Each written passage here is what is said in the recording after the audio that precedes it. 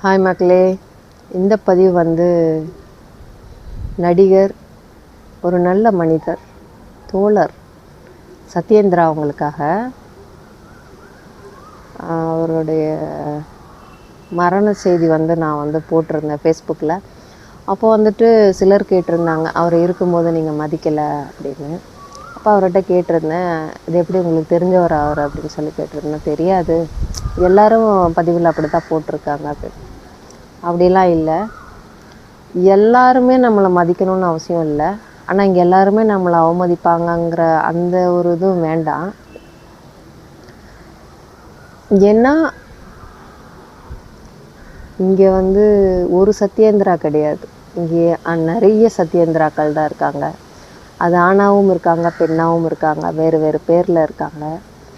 எல்லாருமே நெருக்கடியான சூழலில் தான் இருக்காங்க.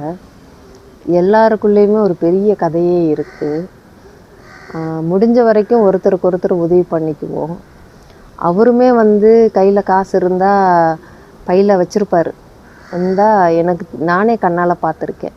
அவரே மற்றவங்களுக்கு ஹெல்ப் பண்ணுவார். அப்புறம் அவருக்கு தேவையாக இருந்தால் அவரும் கேட்பார். ஒரு நல்ல மனுஷன்தான், எதாக இருந்தாலும் வெளிப்படையாக பேசுகிற ஒரு மனுஷன்தான். பட்டு என்ன சொல்கிறது, இந்த சினிமாக்குள்ளே இருக்கிற அது என்ன, அது விதியாக என்னன்னு தெரியல. ஒரு தனிமை இருக்கும், ஒரு பற்றாக்குறை இருக்கும், எப்போவுமே வந்து ஒரு நெருக்கடியான ஒரு சூழல் இருந்துக்கிட்டே இருக்கும். அது எல்லாருக்கும் உள்ளது தான். ஸோ அப்படி இருக்கும் பட்சத்தில் ஒன்றும் சொல்கிறதுக்கு இல்லை.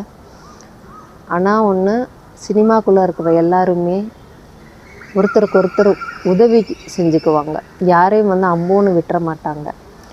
ஸோ மதித்ததுனால தான் அவரோட இறுதி சடங்கை கூட எடுத்து செஞ்சுருக்காங்க. அவரை ரொம்ப மரியாதையாக நடத்தி அனுப்பி வச்சுருக்காங்க.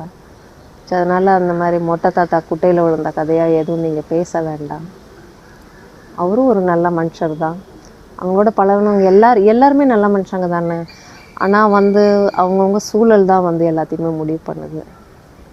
ஸோ இப்படி தான் மக்களே சினிமா வாழ்க்கை.